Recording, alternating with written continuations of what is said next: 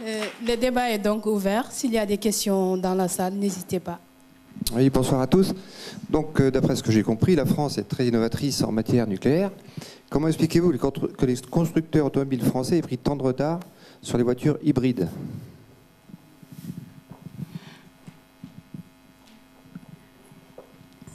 Qui peut répondre à cette question? Parce qu'on a parlé de Toyota, mais... On peut que le constater. Hein. Moi, je ne suis pas là, je ne représente pas Peugeot ni Renault. Hein. Mais ils s'y mettent. Ils s'y mettent. Et il y a notamment alors un industriel français qui est connu pour l'instant pour autre chose que pour les voitures, mais qui compte vraiment s'y mettre et qui investit énormément là-dedans. C'est Dassault. Dassault, vraisemblablement, veut lancer des véhicules électriques. Et il y a un deuxième industriel qui, lui, travaille en partenariat avec les industriels de l'automobile, et EDF aussi, c'est Bolloré. La difficulté du véhicule électrique, c'est l'autonomie. Et donc, j'ai pas les chiffres exacts ici, mais on était il y a quelques années sur des autonomies de 30 km. On est aujourd'hui à 100. Je parle sous la. Je suis venu avec mon joker, qu'un de mes experts en économie, en énergie renouvelable à EDF. On est aujourd'hui à quoi, 100, 150, et on travaille sur des batteries à 200, 250. On les aura dans 20 ans. Et un petit complément, ça fait quand même, je dirais, une bonne vingtaine d'années que l'on travaille, enfin, IFP, CEA et d'autres organismes sur les piles à hydrogène, bien sûr, et sur tous les autres vecteurs d'énergie qui peuvent servir pour les transports. Bon, les gros problèmes, bien sûr, c'est le stockage, pour le moment, et la sécurité.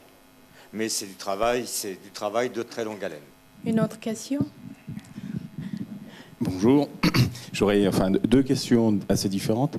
La première, est-ce qu'il existerait d'autres énergies fossiles que le charbon, le gaz et le pétrole? Parce que j'ai vu dans une revue scientifique, on parlait de glace de méthane dans les fonds marins. Et après, une remarque sur la présentation du nucléaire.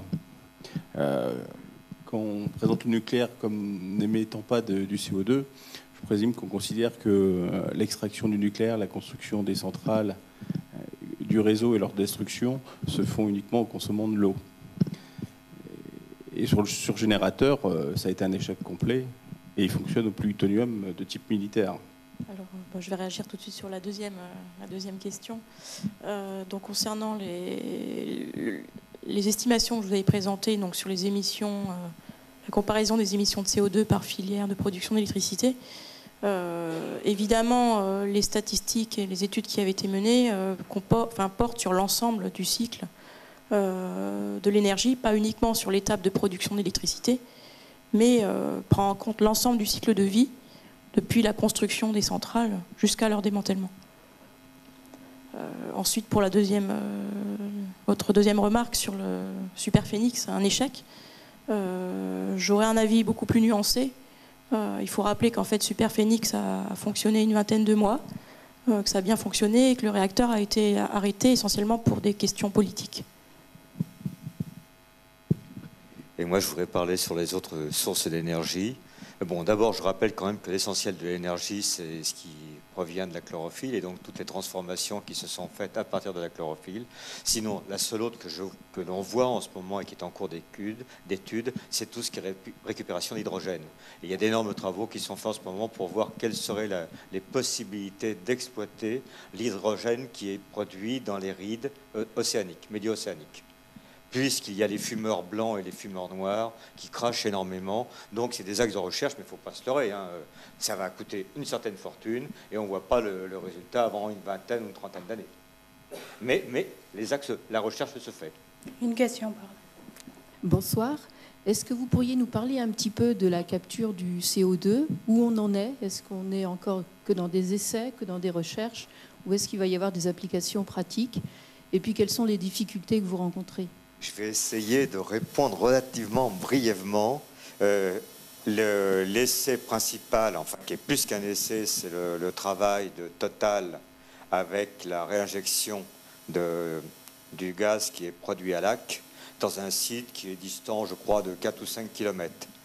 Donc là, c'est relativement simple parce que c'est l'injection de gaz qui est produit à une faible distance de l'endroit où il est réinjecté et dans un réservoir qui est déjà prouvé. Alors, les problèmes, c'est l'endroit où on peut le choper, le CO2, malheureusement, c'est la plupart du temps, c'est l'endroit où on produit de l'électricité, et ça va être les centrales, et surtout les centrales à charbon. C'est là qu'on le récupère le plus facilement. Mais là, il y a différents procédés, ne serait-ce que les procédés pour produire l'électricité et pour brûler le charbon. Si on veut produire du CO2 immédiatement récupérable, il faudrait qu'on brûle le charbon immédiatement avec de l'oxygène, ce qui signifie de modifier complètement le système pour brûler. Sinon, si on brûle avec de l'air, donc de l'azote, il faut ensuite purifier ce gaz. Et alors là, il y a un gros problème parce que c'est les problèmes de santé, de sécurité qui concernent les métaux, les polluants qui sont contenus dans le gaz. Parce que ça, on peut le réinjecter dans des réservoirs souterrains, ça, il n'y a pas trop de problème. Mais s'il y a une fuite, et que la fuite, notamment dans un aquifère salin, qui ne nous concerne pas normalement, mais s'il y a une fuite et que ça remonte dans un aquifère potable, là est le danger. Et donc en ce moment, il y a toute une réflexion des pouvoirs publics sur quelles sont les normes de purification, et plus on va vers un CO2 pur, plus ça coûte une fortune. Et en ce moment, l'ordre de grandeur entre les manips de capture et de stockage, la capture, c'est pas loin de 10 fois plus cher que les problèmes de stockage. Pour tout le restant, transport, stockage, on sait faire, on a les techniques. À condition, bien sûr, de ne pas faire n'importe quoi. Étant géologue, bon, ça signifie qu'on connaisse relativement bien le sous-sol et qu'on le caractérise bien. Mais le gros problème, le plus cher, c'est la capture. Et là, malheureusement, autant l'Europe comme la France ne mettent pas. Je dirais, il n'y a pas l'argent qui suit là. Vous avez présenté, là, bien sûr, le nucléaire comme étant une bonne solution par rapport au CO2 et à l'effet de serre, et personne ne le conteste. Par contre, qu'est-ce qu'on peut répondre aux gens qui craignent le nucléaire en termes de sécurité, en particulier face au terrorisme, face à des choses comme ça, etc. C'est une crainte qui est malheureusement, dont vous n'avez pas abordé aujourd'hui du tout la question, mais qui est ce qui est le plus craint dans la population. Je répondrai en disant, effectivement, le nucléaire, ce n'est pas une énergie à mettre dans les mains de tout le monde, hein, évidemment. Donc aujourd'hui, tous les pays qui exploitent l'énergie nucléaire avec des réacteurs sont des pays qui ont notamment qui adhèrent aux principes internationaux relatifs à la sûreté des réacteurs. Il y a des conventions internationales sur la sûreté des réacteurs et sur la sûreté du combustible, sur la sûreté de la gestion du combustible. Il y a aussi ce qu'on pourrait dire les traités de non-prolifération, hein, ce sont des traités internationaux.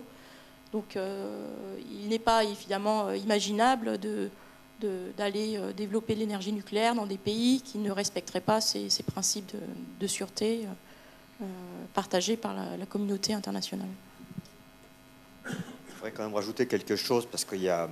Bon, vous avez sans doute suivi tous les débats qui ont eu lieu à propos du stockage des déchets radioactifs.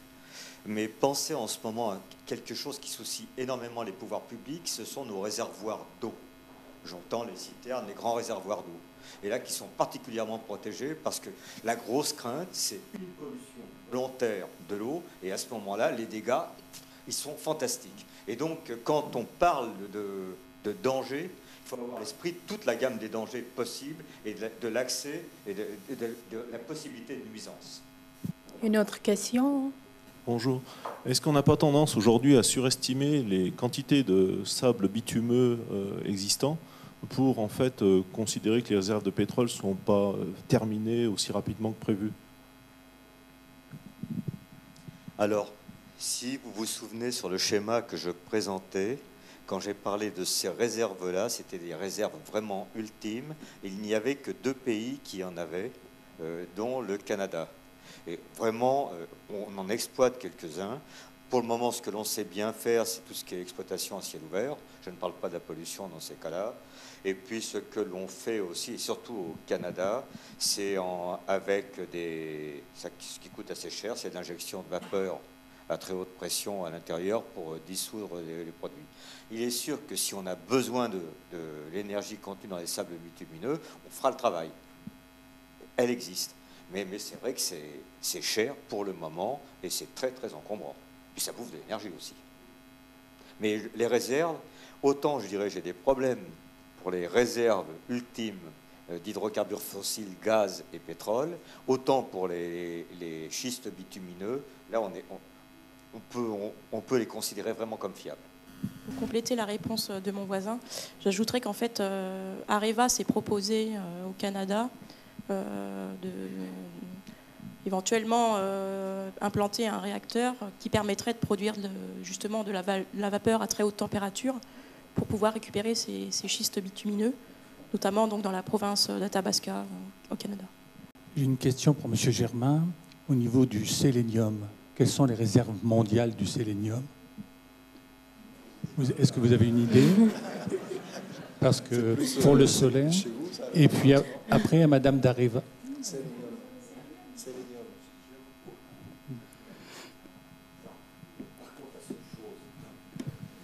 ne dirais pas grand-chose là-dessus, mais hier, on avait une succession d'exposés sur les minerais rares et leur répartition. Et c'est ce que je disais tout à l'heure, Dame Nature est très mauvaise fille. C'est-à-dire que le gros problème, c'est la répartition. Et on ne peut pas se permettre d'être dépendant que d'un pays. Or, si je ne me trompe pas, pour le sélénium, enfin, que ce soit le sélénium, le vanadium, enfin, plein de ces métaux rares sont quasiment contenus à 60-70% dans le seul pays. Et donc, ça, c'est le haut risque. On ne peut pas se permettre d'être dépendant de ces pays. Donc, en ce moment, à chaque fois, on essaye de savoir qu'est-ce que l'on peut utiliser comme autre ou telle autre méthode. Merci. J'avais une autre question pour la dame d'Areva au sujet des déchets. Avant, j'ai un droit de suite sur sa réponse. En matière solaire et photovoltaïque, il y a quand même énormément de recherches qui se font parce que l'énergie, la source d'énergie qui durera le plus longtemps sur Terre, c'est vraisemblablement le Soleil, quoi.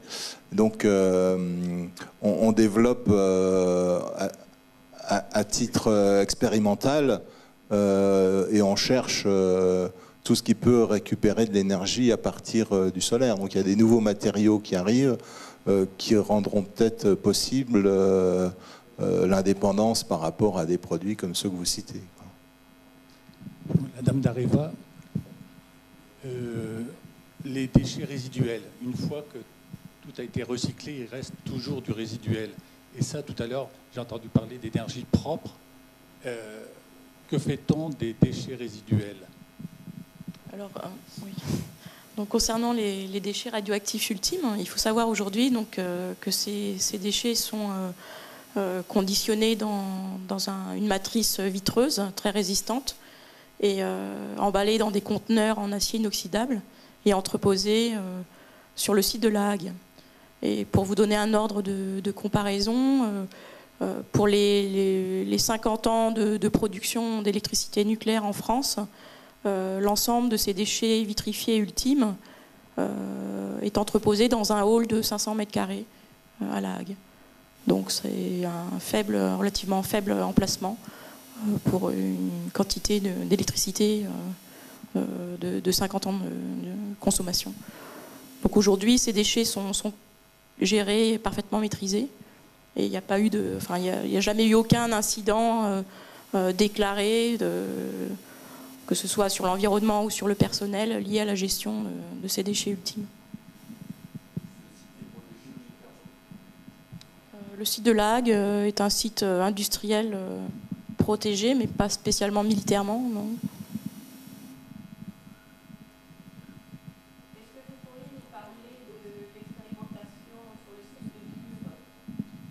Alors en fait sur le site de Bure, donc c'est une commune qui se situe en Meuse-Haute-Marne, comme on dit, voilà. Et en fait c'est un site qui aujourd'hui accueille un laboratoire souterrain de recherche et d'expérimentation sur le stockage géologique des déchets ultimes à haute activité à vie longue, donc du type de ceux qui sont actuellement entreposés à La Hague justement. Et donc, Les recherches sont menées par l'Agence nationale pour la gestion des déchets radioactifs, en collaboration avec quelques unités au CEA et puis des centres de recherche européens. Il faut savoir que tous les pays nucléaires dans le monde étudient la solution du stockage géologique pour ces déchets ultimes. Et ces recherches sont encadrées par la loi du 28 juin 2006, qui a fait suite à la loi du 30 décembre 91, qui a permis donc de développer des recherches pendant 15 ans, et les recherches se poursuivent aujourd'hui. Donc le calendrier de déploiement du projet, en fait, aujourd'hui on approfondit, on est dans une étape d'approfondissement des recherches, avec un prochain rendez-vous au Parlement à l'horizon 2015-2018, pour décider si oui ou non on va finalement stocker ces déchets dans une couche géologique argileuse, du type de celle de Bure. Donc il y a des étapes de débat préalables qui sont prévues et qui permettront de faire le point sur les recherches en cours. Vous parliez tout à l'heure que finalement le stock de matières fissiles est d'une part rare en quantité de produits. Il y a peu de produits différents. On parlait du thorium, de l'uranium. Vous avez passé sur la fusion. On en est où justement sur le développement de la fusion? Alors les recherches sur la fusion nucléaire, c'est un petit peu le serpent de mer. Ce sont des recherches qui ont été initiées dans les années 60. Il y a eu plusieurs expériences menées tant en France qu'en Grande-Bretagne qu'au Japon sur différentes expériences prototypes. Et aujourd'hui, donc, ITER, c'est à la fois un regroupement de pays qui décident de s'associer pour mener à bien une expérience de fusion. Aujourd'hui, la fusion nucléaire, ce n'est pas quelque chose qui est maîtrisé, ce n'est pas une réaction nucléaire qu'on arrive aujourd'hui à contrôler sur une longue période. Donc on sait dégager de l'énergie à la base à partir de la fusion, mais on ne sait pas encore contrôler cette réaction en chaîne, ni la maintenir sur une longue durée. Donc les travaux sont vraiment des travaux de recherche quasi fondamentale. Il y a une partie, donc l'équipement ITER sera construit sur le site de Cadarache en France, donc en partenariat avec d'autres pays dans le monde. Et l'analyse des recherches qui seront menées seront en partie effectuées au Japon. Donc aujourd'hui, il y a toute une structure et une organisation internationale qui s'est mise en place autour de ce projet. Et les perspectives pour arriver à un réacteur prototype industriel sont de l'ordre de 2080, 2100. C'est vraiment les perspectives de très long terme. On en est vraiment au balbutiement. C'est comme si, par ordre de comparaison, avec l'énergie de fission, on retournait en 1905 avec la découverte de la réaction en chaîne. Donc c'est vraiment les tout premières expériences relatives à ce procédé. Une question sur le coût du démantèlement des centrales nucléaires et des déchets qui ont une durée de radioactivité beaucoup plus courte que les déchets ultimes, mais qui en volume sont beaucoup plus importants. Si on prend les statistiques du ministère de l'Industrie, le coût de la gestion des déchets radioactifs et du démantèlement des centrales est estimé à environ 3 à 5% du coût de production du kilowattheure, en coût actualisé. Alors aujourd'hui, le retour d'expérience sur le démantèlement, il y en a déjà quand même au sein d'EDF, puisqu'on a commencé à démanteler les réacteurs de première génération. Et puis il y a tout un grand programme de démantèlement donc des réacteurs. Et je pense qu'il y aura l'expérience acquise sur les premiers réacteurs servira justement pour les réacteurs du parc actuel. Comme le parc actuel est très standardisé, l'expérience qu'on aura acquise sur un réacteur pourra être aisément dupliqué sur l'ensemble du parc. Enfin, peut-être que mon collègue d'EDF a des choses à... Il y a une centrale qu'on est en train de déconstruire, qui est à Chaux, la première centrale de Chaux, qui est sous la colline. Et on se rend compte qu'on acquiert une vraie expertise dans le démantèlement des centrales. Et comme on a construit, on a eu l'équipement des centrales des années 70 à 95, on va à EDF construire une vraie expertise du démantèlement et de la déconstruction des centrales. Il y a 450 centrales qui tournent aujourd'hui. Et notre expertise, on compte bien aller la vendre à l'étranger pour déconstruire des centrales de nos collègues aussi. Donc il y a un vrai marché à prendre sur le démantèlement et la déconstruction des centrales. Merci pour vos questions. Nous allons conclure le débat. Avant de vous quitter, je vais donner la parole à M. Colombo, proviseur du lycée Jean de La Fontaine.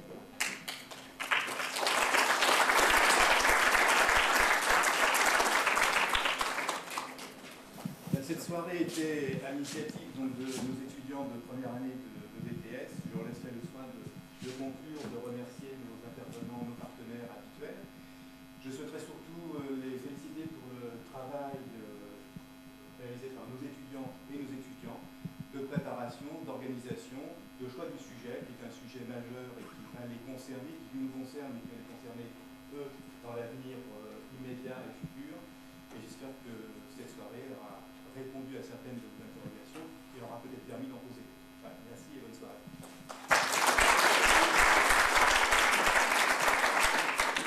Merci, Monsieur le Proviseur.